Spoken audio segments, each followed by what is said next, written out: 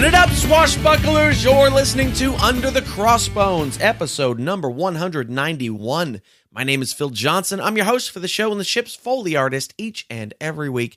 Thanks for tuning in. Thanks for telling your friends, visiting sponsors, sending donations, all that cool stuff that you do that helps me keep the old boat afloat.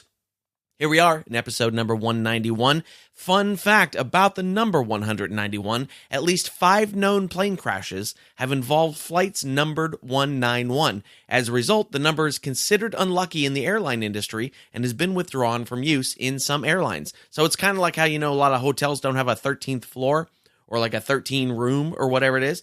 191 apparently is the bad luck number for the airline industry. So don't get on a flight.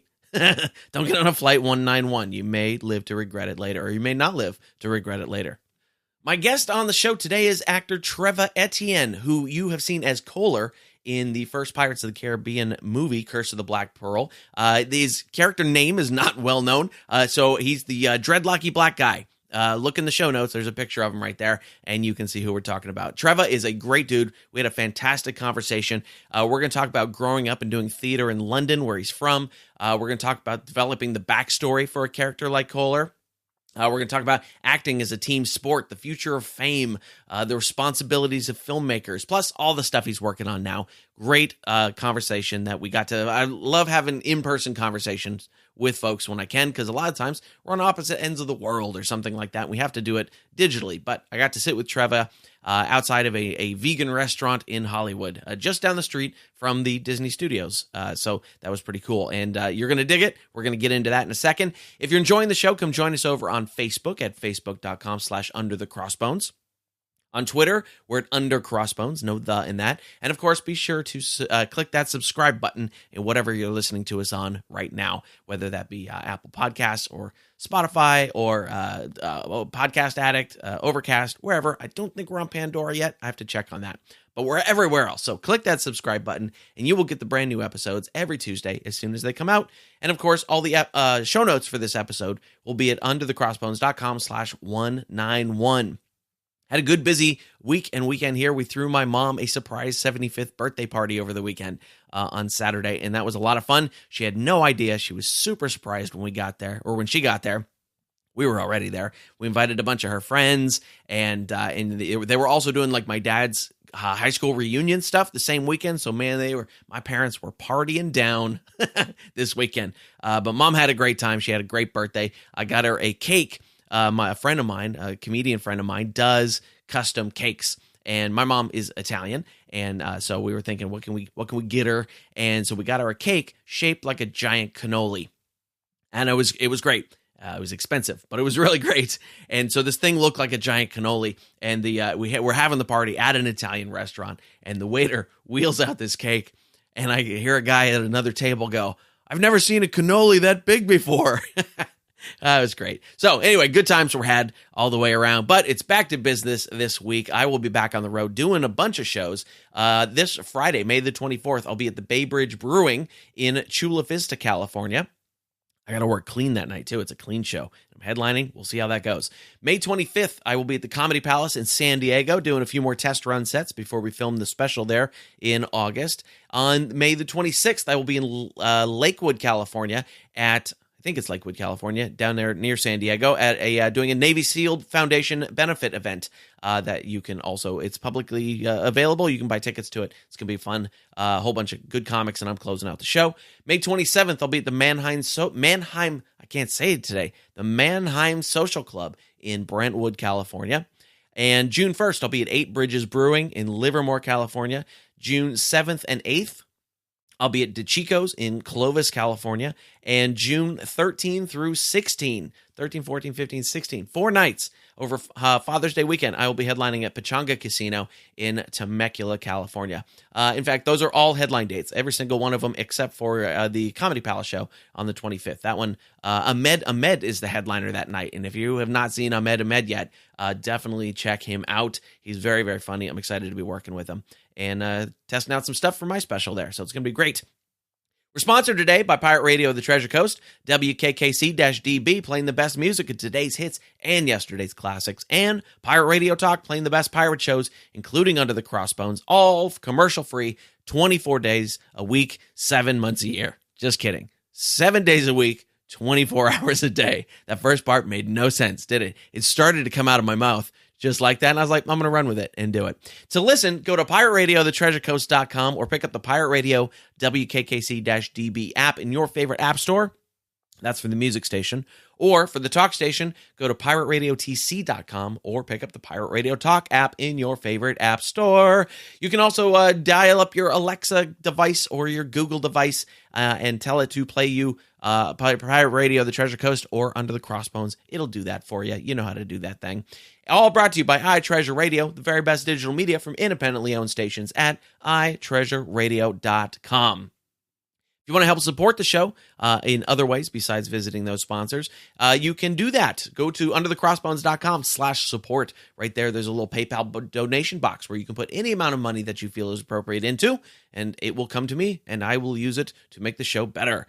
There's also an Amazon banner there. You click that Amazon banner. You go to Amazon and buy yourself something nice. Doesn't change your price at all. Doesn't cost you any money. Buy yourself something nice. Amazon kicks me back a few shekels. That helps me keep the old boat afloat.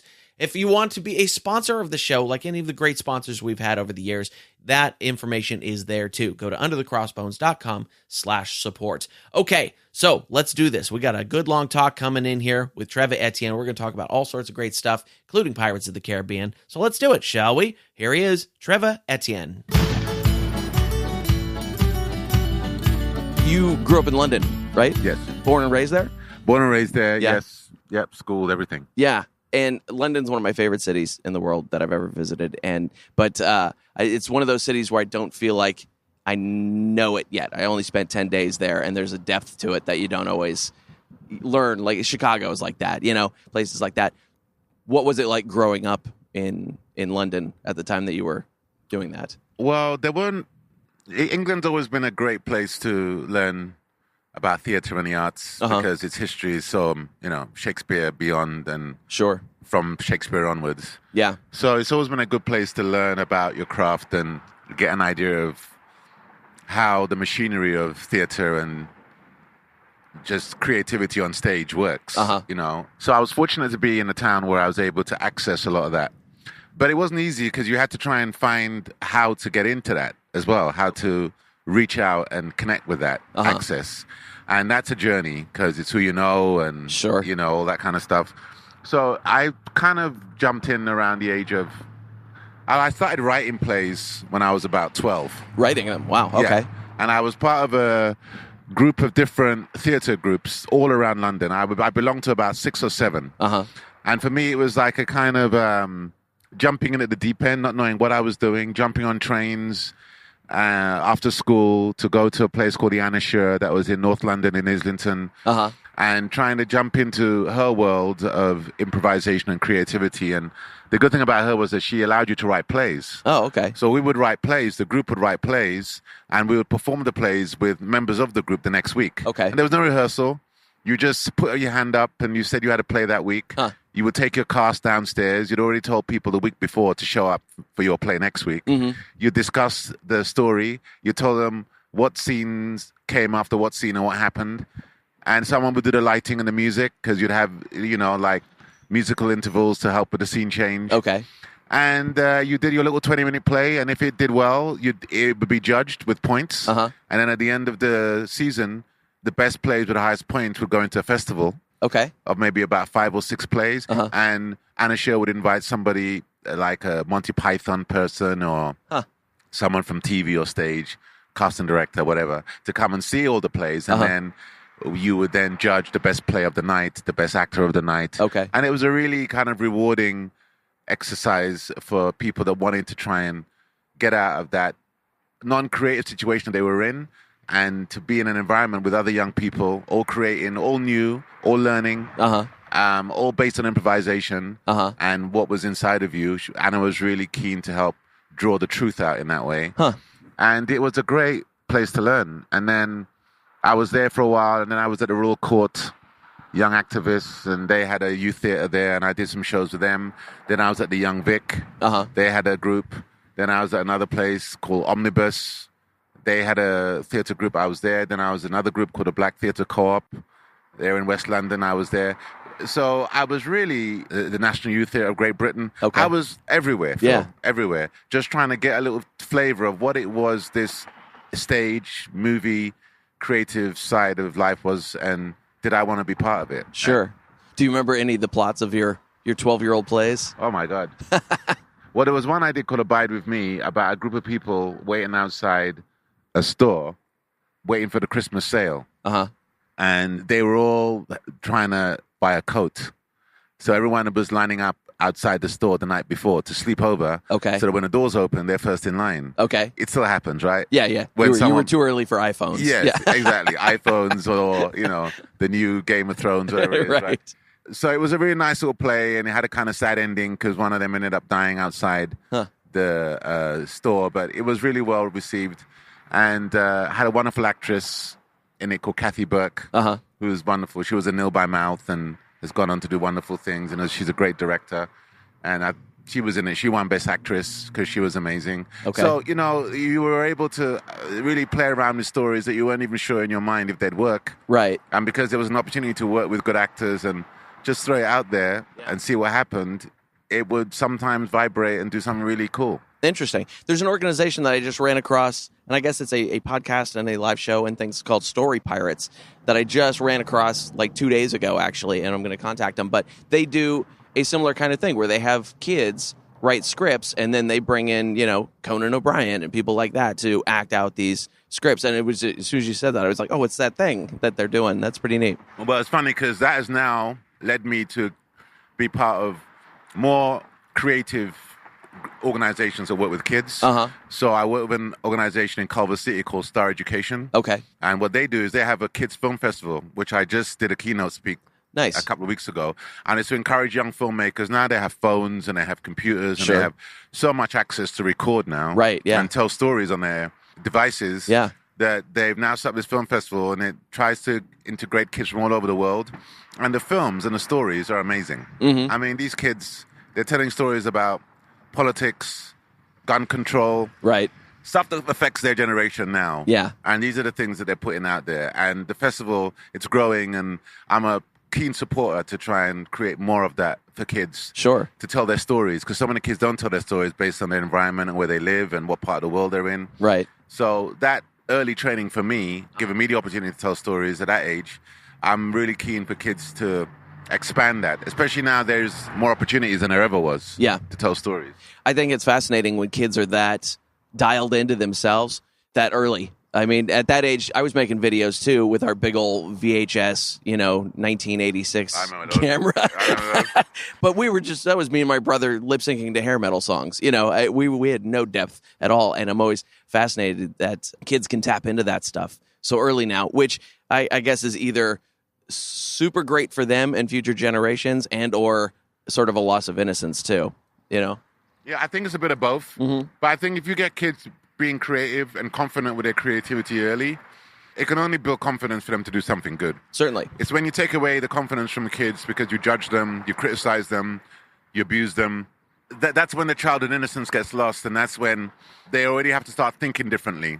So by the time they're adults, they've missed out on a process of thinking that's been robbed them. Yeah. Unconsciously, they don't know. But it does have an effect later on in life. Yeah, certainly. So how long did you work in the UK then before you decided to move out here? Oh, I was working as an actor. I directed some stuff as well. So I was there till about 34, 35. Okay. And then I came to LA around, soon after I did Black Hawk Down. And then tried to see what I could, make work over here. In which you had to pass for Somali? Yes, I did. Yes, I did. Interesting. I had things in my notes about things you'd done because you had done some sci-fi and you had done some things like that over there, and it's all in my notes that I forgot to. I left my phone in my backpack. So, but when you made that choice to move here to give Hollywood a go, what was the thinking behind that? Why? I mean, I know a lot of UK actors do that, but what's the thinking behind it? There was just an opportunity, really.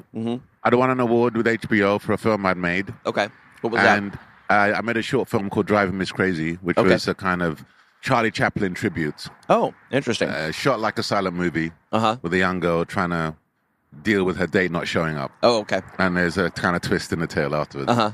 And I just done Black Hawk Down, and there just seemed to be an opportunity to come out and explore what this town was all about. Yeah. I've been here once before, and people were saying, you should come out and have a look and everything. So I just thought, okay, let me roll the dice, Right. see what happens. What have you got to lose? Yeah. Life's short. Yeah. Roll the dice, right? Right. Is while there's more opportunity, I guess, here, is there also more competition? Is the UK acting scene sort of a tighter crew like Hollywood might have been in the 60s or 50s? Yeah, I think it's a smaller community. Mm-hmm. So I think you get to know people faster. Uh-huh. And you get to know their work faster. I think this town is so vast and things happen every day. Mm-hmm. And you can keep things a secret until they're ready to get launched, because most of the stuff that you see coming out, you don't even know is getting made. Sure, yeah. And then suddenly, they're doing another one. Right. Because you see the billboard. Yeah. So in a way, the opportunities that you can have here to connect with the right people and try and get into a project that's going to have some resonance. Uh-huh. Although it still happens here, it's not as common for it to happen elsewhere now, because the world's grown, it's global. Sure. We're all streaming. Yeah. So communication has become easier. So I think now you can do something like a show like Game of Thrones. Uh-huh. Although it's an American show, it's completely shot in Europe. Right. With European actors. Right. But it's a huge show. Yeah. So you can do something outside of Hollywood and still have an impact that will resonate if you were to come here or not. Right. People don't even have to live in LA like they used to now. They can live anywhere. Sure. And internet and technology has made things possible so you can get from A to B faster than you ever could. Right. So in that sense, it has changed a lot. And it's for those kinds of opportunities that I was attracted to coming out here and seeing what I could do. Yeah. Now, when you came out here, that would have been sort of just before that kind of stuff happening. Yes. 2002, I think, 2003, something like that. Okay, yeah. I'm very intrigued by the idea of not having to be here anymore, because I'm not here I get down here a lot, but I'm not here on a regular basis, and mostly because my girlfriend and I own a house in Silicon Valley, and and she does not want to come down here. That's the way to go. So that's interesting. There are a lot more opportunities for that kind of stuff. Yeah, I don't think it holds the same. I don't think. I mean, even the agencies now, they don't all have to be in the same place anymore. Uh-huh. I think now they're moving all over the place now, because new opportunities show up. Sure. You can go into a building now and share it with another company, cheaper rent. Yeah. People are all trying to find ways to save money and not pay these high rates. Right. So I think even with the filming, that's why not as much is happening in LA as it used to, because now other states, Atlanta, Georgia, New York, Canada, Europe, they get the love now. So you can do a big American show in anywhere but Hollywood and still have the same reaction if it's a good show. Right. And I think the acting scene in Atlanta has just blown up, which is great for all the local actors over there. They're getting so much more action in their careers, which I think is very cool. So, Pirates of the Caribbean, you're in the first one. Your character's name is Koehler, right? Which originally was supposed to be a super blonde Dutch guy in the first draft of the script, from what I hear. Really? What I was reading. I've never heard that. Yo, really? Really? Yeah, apparently. I was just reading about it yesterday, and they said in the first draft of the script, super blonde Dutch guy, and then when Calypso entered the scene as part of the script, they decided to take the character a different direction. And I guess, did you actually get to play Dominican in that case? No, or was there no sort of designation that close? No designation. Yeah. I mean, I didn't even know that. Okay. I didn't know that until you told me right now. I didn't know it till yesterday. I thought that was interesting. And I don't think the character's name is even mentioned in the movie that I can remember. No. So when you go in for a character like that, or when you're trying to develop a character like that, does the character having a name change the way that you develop the character, or give it a backstory, or do you give it a backstory? I don't know how you attack a character. Well, I tried to. I tried to understand, because what's not on the page, right, is for you to kind of delve into and investigate, and then you can add, take away. So I knew that he was a pirate in this time, in this historic time. Uh-huh. I had to try and work out how could he be on a pirate ship? How did he get there?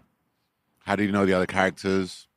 And once you start kind of tracing back, it can be quite a fun exercise as well, because you can create a story and you can be loose with it. But if you've got a little framework, when things come up in the script that can connect with where you're going with your backstory, you can connect them.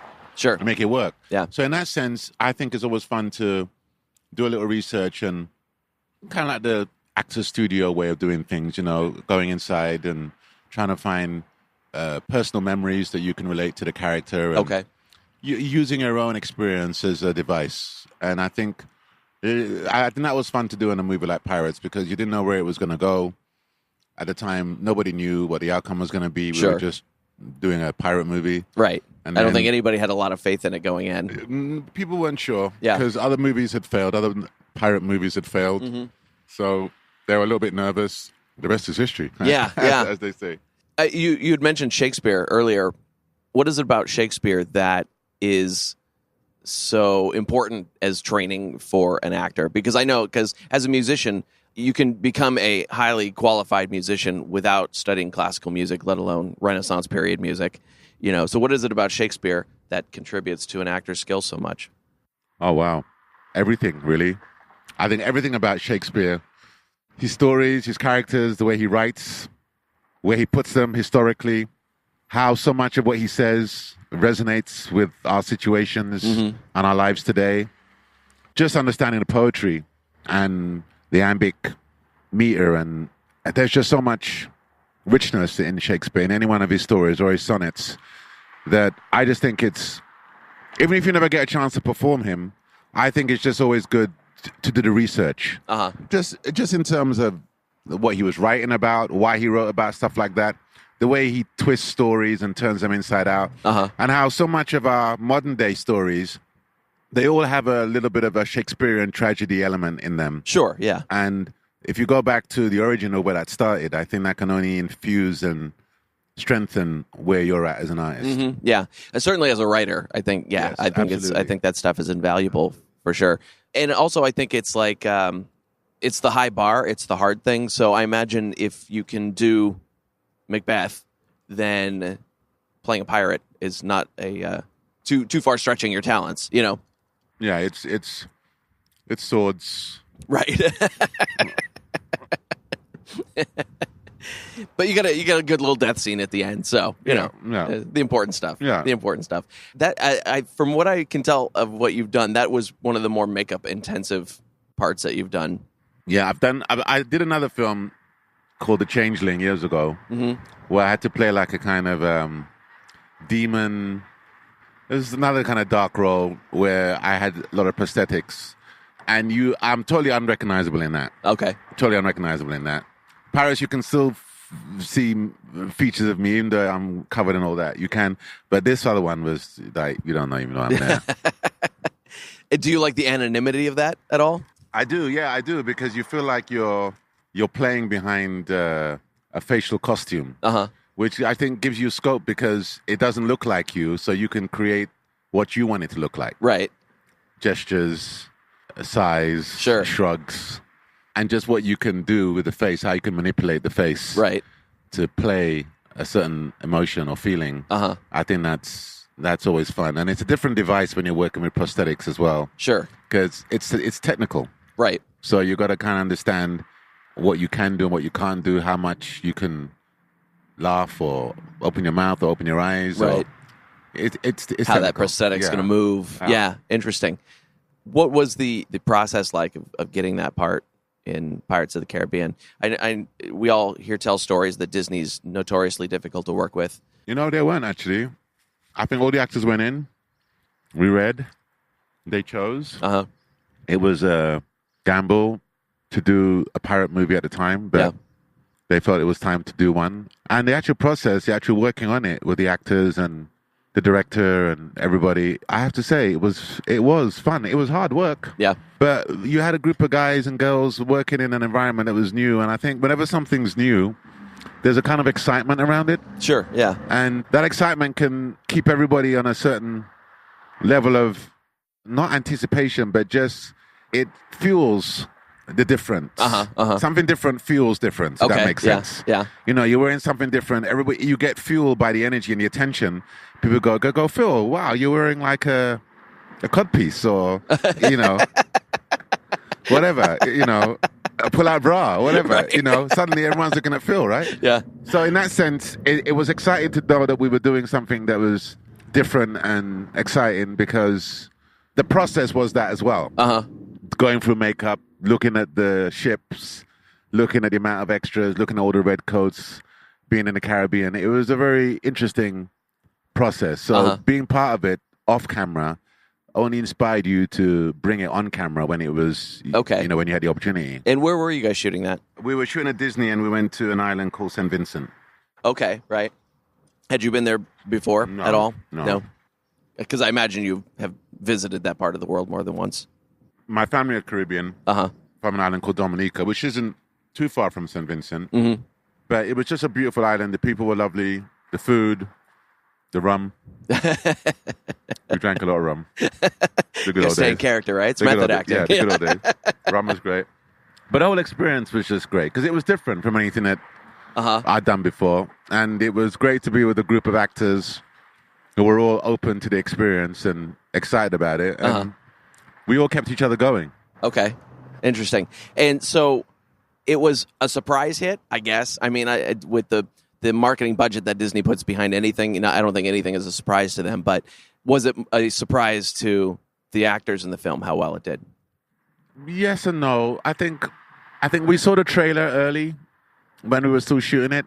They'd cut like a little 2-minute trailer together while we were halfway through it, and we saw it. And a lot of us were really surprised because we didn't really actually know what they were making. Okay. So when we saw it, and we saw it was demons and ghosts and special effects, and they hadn't even finished it yet. They just... Okay. But we saw enough of it to know that we had something that was going to resonate. Okay. We didn't know if it was going to be the big hit it was going to be, but we had a feeling that fans were going to like it. Because it was just different. Yeah. So when you say you guys didn't really know what they were making, what piece was missing? Well, it was just some of the, the storytelling and some of the special effects and, just the fact that you had redcoats fighting ghosts. There was a scene that they shot where everyone was on the boat. And it was one of the most amazing things I've ever seen, actually. You had a group of stuntmen dressed as pirates, and they were fighting their imaginary selves. Okay. So imagine that you're watching a fight with someone at a bus stop, and they're punching air. Yeah, well, it's Los Angeles. But these guys were so, But these guys were so amazing. They did backflips and somersaults and died, and it was really, really, it was like watching a ballet. Okay. It was so beautiful to watch these guys. And they knew that later the actions were going to be CGI'd on. Sure. And they'd be fighting some skeletal pirates. Right. But at the time, because they were in human form, they had to fight something imaginary that they knew was going to come in and fight them back once they CGI'd it all. Right. So to watch all these guys, professional, great guys, fighting themselves, but choreographed. Yeah. Amazing. That's interesting. And were you guys doing motion capture suits or anything like that? Because, there's the scene of you in front of the jail cell where your hand goes through the bars and it's skeletal on the other side. Were you doing like a green screen sleeve or something with that type of thing? Yeah. We were doing stuff like that right at the beginning. And that stuff you're kind of aware of because you know that you've seen it before in movies. Yeah. But when you're in it, then it's happening to you, and it's your hand or your arm, and you see how it then gets executed, the scene. It blows your mind away. Sure, yeah. Blows your mind away. Just what you thought it would look like, and then once it's given to other creative hands, what they turn it into. Right. It's quite stunning. Yeah. And I think that was the reaction of the movie, that we did what we did, and then we watched what they turned it into. Sure. Because we couldn't see the wide shot of the Black Pearl. Okay. We couldn't see what that looked like. Yeah. We were on it. You couldn't see it until you saw the shot on the screen and you went, oh, okay. Okay. And, just the whole experience. It was just very magical. Huh. That's interesting. Very magical. That's the one thing that always amazes me about filmmaking. I've done little bits of acting, but I don't have patience to actually do it for real. But that it's such a team sport that is rivaled maybe only by opera or something like that. And how big a part do you feel in that process? When you're playing a part like that, do you feel like, well, I'm just coming in to do my job and then I'm going to get out of the way and let these other people do their job? Or what is that? No, I think you want to be supportive in any way, not just with your job, but I mean, I'm the kind of person anyway. If I see equipment lying around that could trip somebody up, I pick it up. Okay. Or I say to someone, this might create an accident because you're not supposed to pick things up because of the unions and all that. I've gotten in trouble for that too. But if there's no one around and there's kids running around, it makes no sense to not pick it up if you know that it could save somebody getting there. Certainly, yeah. Having an accident. So I understand the rules, but there's no one around and there's threat looming. Yeah. I step in. Sure. And I move that thing out of the way. And I tell them that. I say, oh, by the way, I just moved this over there. And they're usually cool. They go, oh, it's okay. You didn't have to do that. I said, well, there was just kids running around, and I didn't want someone to crack their head open on a piece of camera equipment because then things get crazy. So in that respect, yeah, I think you embrace the process. You embrace your part in it. And you try and give it a 100% and do your best so that you can give them your best so that they can do their best. Sure, yeah. I think people outside of the business often tend to think of actors as very egotistical, very I'm the star kind of thing. And it's, in my experience in talking to actors and being in the business, it's just not the case most of the time. Everybody is very much, they know that they're depending on the editor to make them look good, Music, lighting. Yeah, exactly. Yeah, everything. Because those are the people that have the suck button and can make you look really bad. Yeah, and when you watch these documentaries about the old movie stars, you always hear how they befriended the DP. Sure. Oh yeah. And the sound guy or the lighting guy because they wanted to get the love and support of those guys. Of course. And how you did it was just being friendly and warm, and you get that back. Right. And it would only help the end result. Because if you looked amazing on the screen because they lit you well or, they dressed you well and you're doing a great performance, it's a win-win. Yeah, certainly. Yeah, it's an interesting business. So what's on the docket these days? What I know you're working on, I saw on your IMDb, Itsy Bitsy and something else. Yeah, I can't remember now. So I just did a couple of episodes of a show called Bosch, which is on Amazon. Great show. Love the show. So I was really pleased to be part of that. Really great show, great actors, great production. Just what is the show about? I haven't watched it yet. It's based on books that were written about 25 years ago about an LA cop, Harry Bosch, and it's basically telling stories from those 25 years of books. Okay, all right. So in a James Bondy sort of way. More kind of more not so much James Bond, more good LA cop. Trying to fight corruption and darkness in the city, and how his particular way of doing things tends to get him into trouble. Okay. But he's doing it for the right reasons. Okay, all right. And that's why I think you like him, and the show works because there are characters that represent the politics and the procedures that his character has to go through in order to find justice. Okay. Because sometimes going the right way doesn't always get you justice. Yeah. And what's so lovable about him is that he goes into his own way of doing it, always skirting just on the edges of what's politically correct. Sure. But getting the results or not. And I just think it's a great show because it shows the flaws of what happens when you're in that situation and you're trying to get the right thing done. But there's all these other things around you that are always challenging you how to make that happen. Right. And what part were you playing in that? I was just playing a kind of, I'm a dark, kind of suspicious-looking character who may have been responsible for someone's demise. Okay. But you don't really know yet. Okay, all right. And that's on Amazon Prime, right? That's on Prime, yes. Okay, all right. You might know more the following season if they choose to bring me back. Okay. What's really going on. Well, we'll hope for that, yeah. And then I did there's another film that's on Amazon Prime right now called Acts of Desperation. Okay. That I did with Vinny, who was in Pirates.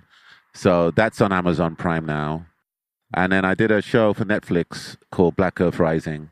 Okay. And that did well in the UK. And it's on Netflix now. Nice. All about Rwanda. Okay. What was going on around the Rwandan genocide. Really well written. Yeah. Another great cast, great crew, great director, great writer, and fun to do as well. Nice. It's the landscape of who's buying shows now is so crazy that it's these tech companies and things like that. It's tech companies, app companies. So I'm saying a show like your show now, Phil, you've been on the air now. I just think that, with the right listener putting their ears to the potential of what a show like this could do, because there's lots of fans all over the world. Sure. That want to get into like the Crossbones culture and the history of it and how it works. And it's not just, you see Crossbones in pirates, but you see them in horror movies as well. Sure. They show up in so many different kind of genres now. Yeah. Because they represent something evil. And we tend to eat more evil than good in entertainment. Sure. We're attracted to evil. Sure. Yeah. And darkness. I was just thinking about that yesterday with all the true crime podcasts and things that are out there. Oh, yeah. And Forensic Files. Yeah, all that kind of Weed stuff. that shit up, man. Weed it up. Yeah. And it's strange to me because normally I don't listen to a lot of that stuff because I got enough stress in my life without. But as I was driving over here, I was listening to a podcast about a serial killer. And it was just like, here I am. Why am I doing this to myself? Well, I think because we live in a world now where we see, like, it's not unusual now. Maybe 20 years ago, having the dramas that we see as the norm. Yeah. Inverted commas. Like, what is the norm now? Right. We don't know what the norm is. Yeah. Now, the line for the norm has got so vastly crossed over the years that what used to shock us and we'd go, oh my God, and we turn the volume up. Right. Now we turn the volume down. Right. Which is sad. Because it's another story that sounded like the one we heard yesterday. Sure. Or the day before. And once upon a time, we'd be shocked and outraged. Now, we are still shocked and outraged. But after social media has kind of died down and everybody's kind of moved on to what the next news of the day is. Who just did what on Instagram. Or who said what. Yeah. That particular piece of news gets faded in and faded away. Sure. And you're fighting to keep it in the daily psyche because there's 1,000 other things that have gone viral. Right. That are full of darkness or madness or gossip. And we tend to be more attracted to that. Yeah. And that's now the norm. Yeah. I mean, and artistically, there's the law of diminishing exclusion type of stuff where, well, we've seen that. Like, as far as I'm always wondering what's going to be shocking in music next. Like, there's nothing left to do musically that's shocking after Marilyn Manson, and that took it to the nth power. And then I don't know, you get Nicki Minaj and she comes out and shakes her butt, and you go, okay, well, nobody's done it in a while, I guess, And I think that we're gonna see more of a kind of what's that band called again? One More Time. Oh, Daft Punk.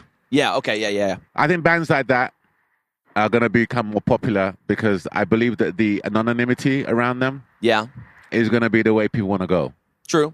Success and fame are the norm. You get success, you want to be all over social media. Right. But when you get that kind of success, like, say, Daft Punk, and you have a character that you place around that success, people don't know who you are. Right. And I think... And because it's slightly sci-fi, their whole look is a little bit spaceship, sci-fi. What is it exactly? I think what they've done very cleverly is they've marketed, just like the Gorillaz. Right, that's what I was thinking of too, yeah. They've marketed a kind of way of being successful without anybody knowing who they truly are. Right, yeah. And I kind of think that's the way it's going to go because I think people are going to get tired of being hounded, run over by the press, the paparazzi. Sure. And I think more and more people are going to see that is a good way. Like, we don't know who runs banks. Right. We don't know who runs all the big corporations. And we don't care. Right. And they don't care. Yeah. So they don't want us to know. So they're not in the news. So the only time that we hear about who these people are is when there's an ultimate scandal that social media and the media can't deny. Some bank managers robbed you of your accounts. Sure. Yeah. Or whatever it is, or your credit card. And when it's really, really like, this has to make the news, that's when you hear the guy's name or her name. Right. But up until that, they're robbing for centuries, years. Yeah. And they've got your hands all over your wallet, and you have no idea what they're doing. And that happens every day. Yeah. And I believe that there's success in anonymity that is a lot more attractive to the real power. Yeah. The power is anonymous. You see, that's why people get it wrong. They think if you have fame, that's power. That's destruction. Because they can shut you down. Sure. They being the they. Yeah. But if you're anonymous and you're powerful, that I think makes you a lot more interesting. Yeah. Yeah. Because no one knows who you are. Right. You could be walking amongst people in your supermarket and you've got no idea that this person runs whatever. Right. Right. How does that sit with you as an artist? Well, you know, so many artists have died in anonymity because work that they didn't get to finish got stolen or got inherited or whatever. I don't mind it either way, to be honest, because I think there's value in both. Yeah. I think there's value in fame and using your success to help others, to join UNICEF, go around the world, do good things, do good deeds for people less fortunate than yourself. I think that's a positive way to use your fame. Sure. And I also think that there's a positive way to use your anonymity because you can be successful and you can be an entrepreneur and you can be someone who is philanthropic. Right. And you can be giving all your life. Yeah. And because you don't want the world to know it's you, you're still serving mankind and helping a school, helping kids get an education, helping poor people become more affluent. And you don't need to have your name plastered all over it. Right. So I think there's a good and bad on both. Yeah. Yeah, and either way, I don't mind if it's making someone's life better. Sure. Yeah. That's interesting. I hadn't really thought of a retreat from fame as a reaction to what we're all going through now. Because we're all running towards it. Yeah. We think running towards the fame door is the one that's going to open. That's not always the case. Sometimes if you run towards just your own life door, right? What does that mean? Yeah. What do you want to do? Where do you want to live? Who do you want to marry? Right. Who do you want to have kids for? Sometimes if you try and be open to those things, as things are important and prioritize them before running towards the fame door, right? When you get to the fame door, you've got some stuff in your rucksack. Sure, yeah. Get into the fame door with an empty rucksack. Still scary. Yeah. I long ago switched my mindset to lifestyle design more than fame and going, okay, here's what I want to do. Here's what I don't want to do. How do I make that happen? Somebody like W. Kamau Bell is a great example of that. I mean, he's a guy that's got a national TV show, and he still lives in Berkeley with his wife and 2 kids. And he fought for that after dealing with New York and, all that kind of stuff. But he found his way, and like he said, he never thought he'd end up with a hit show on CNN. That wouldn't have even been a thought 10 years ago. Who would have a hit show on CNN? What's your show? I don't know his show. It's called United Shades of America. Oh. Yeah. I've never seen it. I've seen the trailers. I've never seen it. Yeah, and it's a cool show, and I've been acquainted. He's a comic from San Francisco, so we've been acquainted for a while. I wouldn't say we're friends or anything, but he had a show that was being shot out of New York, and it was a horrible experience. And he moved back to Berkeley, and he said, "Okay, how do I do it from here?" And all that kind of stuff. I just happened to read his book recently. That's probably why he popped to mind. But it was a very similar story of lifestyle design over fame, and then if the fame and the money come, fantastic, but the lifestyle design first. Because the fame can come at any moment. Yeah. And the fame can go. Yeah. It's very fickle, fame. Oh, yeah. You're only as interesting as today. And then you've got to do something tomorrow to be interesting for tomorrow. Sure. If that makes sense. Yeah. I think people go out of their way to stay in the line of media and attention. And they do things to create attention. And sometimes those things get misunderstood or confusing, and then it backfires on. Pleasure. It backfires on a person who was trying to do something with a good intent. Because now the media have taken it and they've turned it into something darker and not really what the person wanted to. Sure.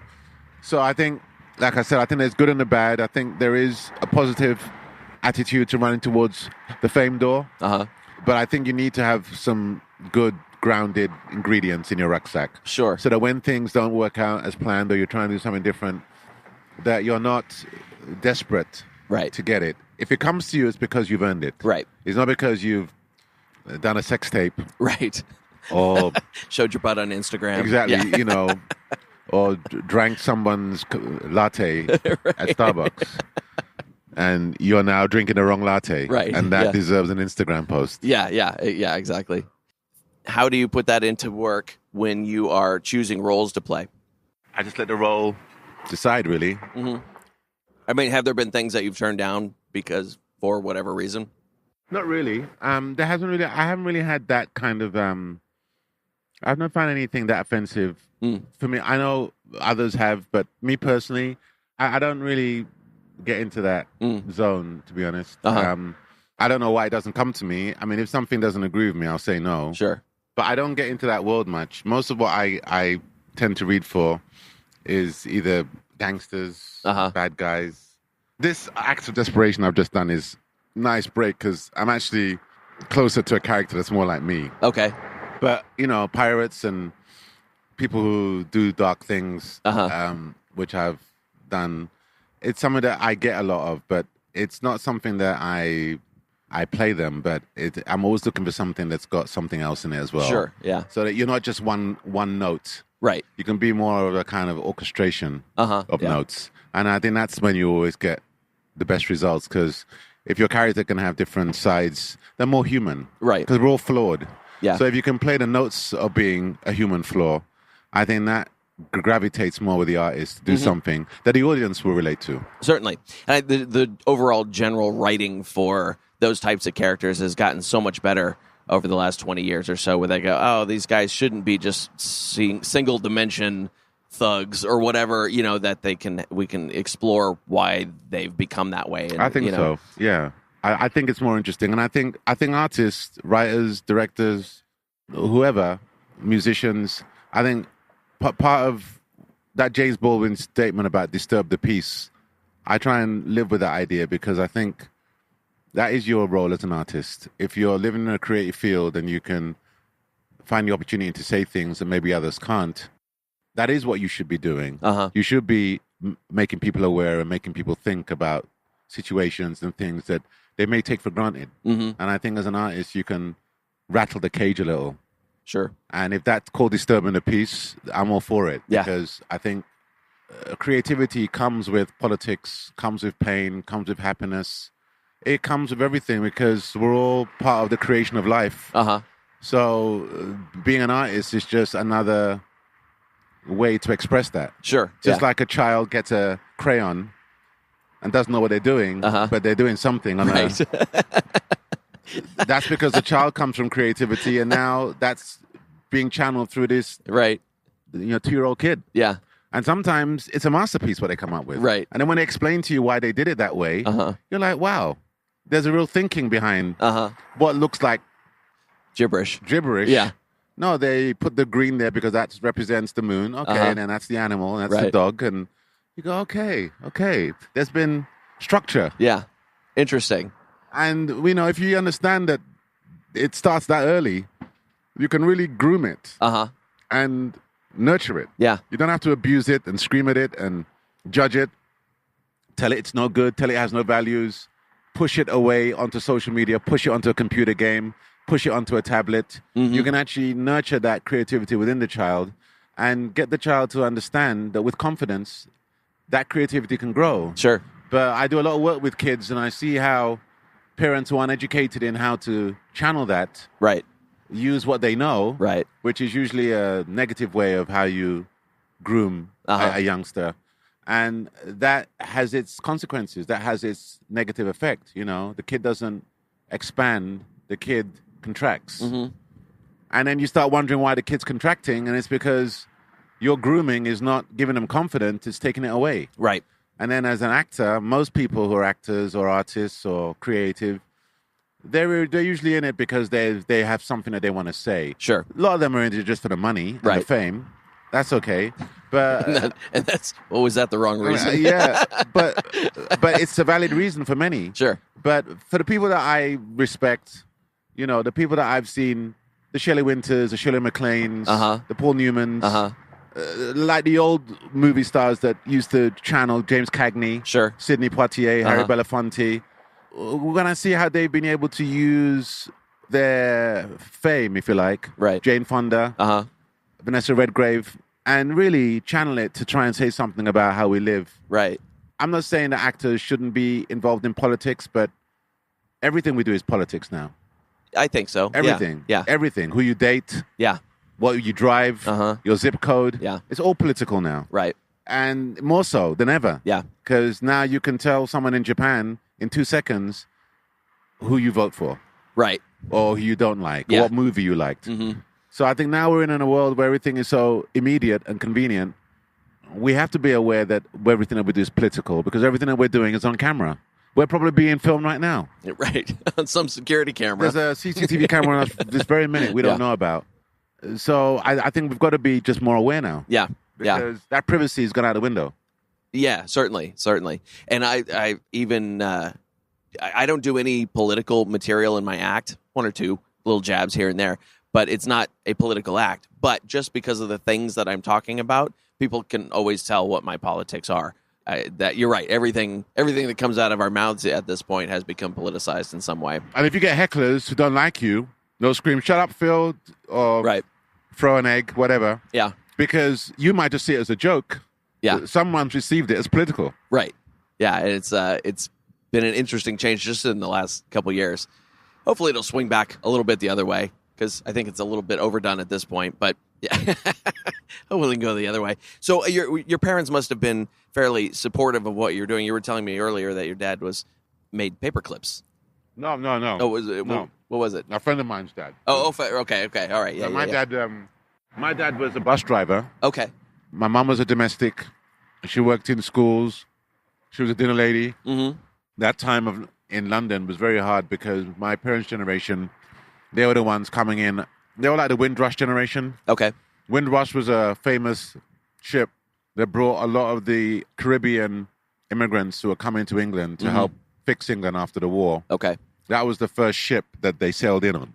Okay. So they call them now the Windrush generation. Interesting. Because that ship, the Windrush, was the first ship to bring in the first Caribbean immigrants from Jamaica. And it went around picking up the colonials of the British Empire. The ship, I think, docked at 5 or 6 different islands, picking up passengers before it made its maiden voyage to the UK. Huh. It's a very famous, significant moment from my parents' generation and for the African Caribbeans in Europe, who we never hear about. Sure. Because everything is focused on the African American. But you have stories that relate to the African American experience, to the South African experience. And those stories exist in Europe, Germany, Brazil. Well, Brazil's not Europe. But I jumped to Brazil because I was trying to say Central America. Yeah. But France, UK, Germany, Holland, Belgium, you have communities out there that have stories that relate to the stories that are of the day now with minorities and walls being built and people being deported. We have that same experience in Europe. Sure. And that generation that came over in the 50s and 60s and late 40s, they were a significant generation because they created the my generation. Right. That now created the generation of millennials that are out there now. And we don't know much about the world. America doesn't know much about that experience, that world, that story. But it was a brutal story. Sure. And it was full of drama. It echoed the civil rights movements that were happening here. And it was a significant time in British history in terms of how England adapted to that situation. Right. That they'd kind of helped create with their historical background of colonialism. Yeah. And that's not a story that anybody's telling yet. And that's the real responsibility of towns like this to write about those stories and show them to people. I think so. I think they're doing more of that now. I think Hollywood's always done that. You've always had rogue filmmakers who veered off and wanted to do something like Hal Ashby. Sure. Stanley Kramer, George Stevens, Spike Lee. Sure. Oscar Michaud, people that were always doing something slightly different, telling their stories in a slightly different way. Mm-hmm. But the stories had relevance and political importance and human value. Right. And I think Hollywood's always done that. I think they're still doing it. And I think that it just, filmmakers who aren't doing the big budget comic book Right. are still doing the small stories that people want to watch. Yeah. And those are the ones that are actually resonating at the Oscars as well. Certainly. Yeah. And I think because of that, Hollywood's always been good in doing that. Maybe they don't do enough. Yeah. But when they do it and it's recognized as a good movie and it gets the right kind of energy and people behind it, it can go far. Sure. It can go all the way to the Oscars. And that's one of the few things that other towns who are creative don't have. They don't have that tradition and that experience. Mm-hmm.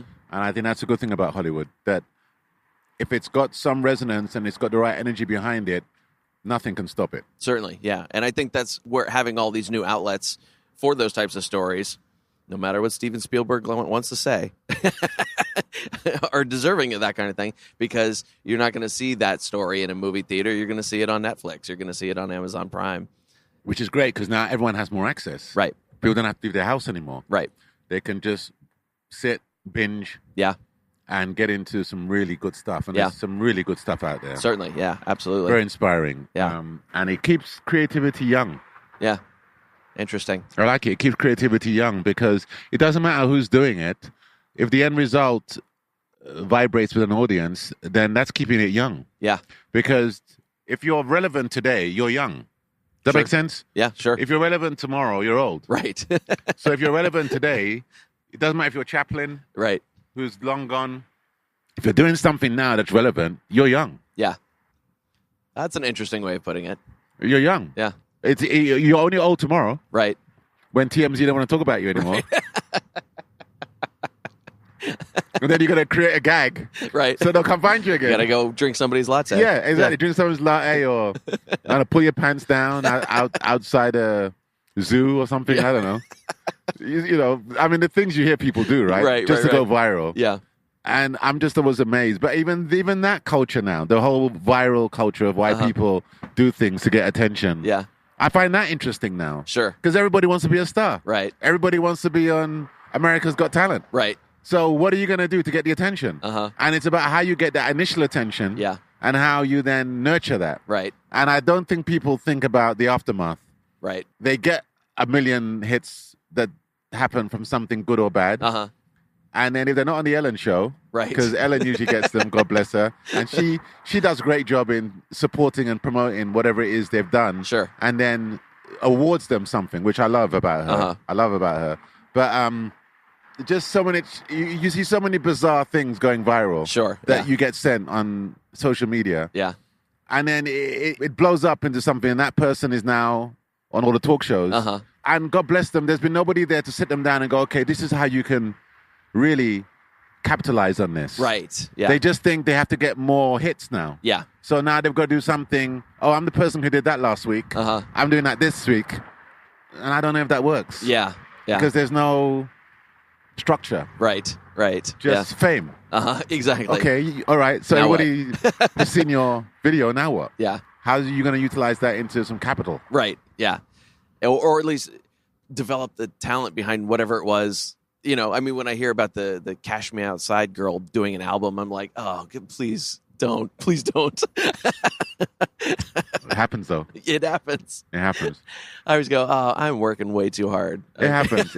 Yeah, you see, and that's the thing. People think that you have to really work so hard.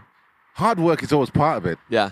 But you can enjoy it as well. Sure. Oh, yeah. And I think sometimes we get so lost into the competition of not having what they have and wanting it. Yeah. And I think so much of the shows are selling what you don't have. Right. And what you should have. Yeah. So that makes everybody insecure. Yep. Makes everybody feel like they're not relevant. Mm-hmm. So everyone has to do something that's relevant. Right. They got to get the nails. Yeah. They got to get the hairpiece. They got to get the new teeth. Whatever it is. Yeah. You know, the new shoes, the new hat. And I just think that you have to find a balance. Sure. Absolutely. Yeah. Everything is about balance. Yeah. And if you're just running towards the fame door and you found no balance of how you'll even enjoy it if you get there, when you get there, you've got all the wrong people around you. Right. You're enjoying it alone. It's going to be short-lived. Yep. Because you don't trust anybody around you. Yeah. because you haven't built the right grounded energy to have what I said is in your rucksack. Sure. If you arrive at a fame door and your rucksack's full Uh-huh. with family, friends, trust, loyalty, sincerity, empathy, you might be okay. Yeah. But if you get there and that bag is empty of all those things, and you've only got narcissists and greedy people around you, selfish people, it can get, a little disheartening. That's when it gets dicey. Yeah. Yep, for sure. Yeah. Well, on that note, where's a good place for people to follow you on social media? Social media, Facebook, Twitter, Instagram. I'm terrible though. People keep saying you need to put a latte picture up every day, and I'm like, how can you do that? How many lattes can you drink in one day? Right. Or in a week? And Starbucks, they're not sponsoring me. So, yeah, right. But I try to get more with it. Okay. But it's like a full-time job. It's ridiculous. Yeah. Constantly be thinking about something just happened to me and now I've got to tell the world what happened. Yeah. Like you can't keep anything to yourself anymore. Right. And plus so much of my day is not interesting. It's like, here I am, I'm sitting in front of my laptop, I'm writing jokes. This is not going to be fun to watch. I was in an airport recently and I watched these young ladies, about 3 of them, they were all friends talking. And we were all sat on the plane, and all 3 of them had their phones out, and they were all taking selfies. And what was interesting, it wasn't selfies of the group. Yeah. It was individual of them. Oh, my gosh. With the pursed lips and the, Yeah. And this went on for about, I don't know, felt like 10 minutes. Yeah. Of each of them just taking photos of themselves. And then sending stuff off. I could hear them saying they were sending off to Instagram because they were just now leaving the airport. I said, well, what happened to the group shot? Yeah, right. Just, here's the 3 of us having fun. We're leaving the airport. Right. But each one of them had to do a kind of headshot. Yeah. I don't know. Maybe I'm just in the wrong century. I guess. I don't know. Maybe I need to go back to paints and crayons. You're right. And feathers. Simplicity. When we wrote with quills. Yeah, right. Because I don't know. It's amusing. It's all very amusing. There's a building here in LA on Vine. It's an apartment building, and my buddy moved into the building right when it opened. And he's got a great little apartment there. He loves it. And about a year later, I was reading an article about all the YouTube stars and the Instagram stars have all sort of huddled into this one building in LA, and they're all kind of living in the same place. And I was like, I think that's my buddy's building. Oh. And I texted him. I was like, is this your building? He's like, oh my God, it's a living hell here right now. He said that's there's funny. Cameras on constantly everywhere. Yeah, you see, I think that's created more paranoia. Yeah. In our culture now, because I understand why the cameras are there, but I think it's, again, everything's got a plus and a minus, and I think we've now used that camera culture to change the way we think. Right. Kids now know about cameras. Sure. And kids are aware that they can't run freely. Right. And they should be able to, because they're kids. Right. And I know a lot of it is about safety, and I get why we're now ultra safe because we've had so many examples of why we should be. But there's a kind of sadness that cameras have now become part of our everyday thinking. Right. Yeah. Not that we can take them freely and record them, but they're recording us. Right. Yeah. Constantly. So you can't kiss your girl in the middle of the street now. Right. Because there's a camera on you. Right. Yeah. You might want to wait until you get home. Right. Whereas you might want to do it on the street then. But yes. It might be viral. Right. Especially if you don't see that something's happening over you. Right. Like a cat maybe is having sex on a roof in the corner of the frame and you don't know. So you think it's just you and your girl. And then suddenly someone's taking a photo of you because it's a cat having sex on a roof. And it's all about the cat. Right. Which is a double insult. Oh my gosh. Well, this has been fun, man. I appreciate you taking Phil. the time to do it. It's been great, mate. Thank you. And it was fun. It was fun. And there it is, friends. That was my talk with Treva Etienne of Pirates of the Caribbean and a whole bunch of other stuff. You can find out more about what he's up to. Head on over to his Facebook page. Easy. It's a big, long URL. Just go to facebook.com. Put Treva Etienne in the search box up there, and his little page will come up right there. You can find all the show notes for this episode at underthecrossbones.com/191. And did you hear something you liked? Did you hear something you wanted to discuss with us? Someplace you wanted to jump into the conversation and add your 2 cents? We would love to have you do that. Come on over to Facebook, facebook.com/underthecrossbones. We'll be chatting about it there, and plus a bunch of other cool stuff. We have fun over on the Facebook page. We really do. We are sponsored today, new sponsor, Scuba Wise Treasure Expeditions, Sunken Treasure Workshop.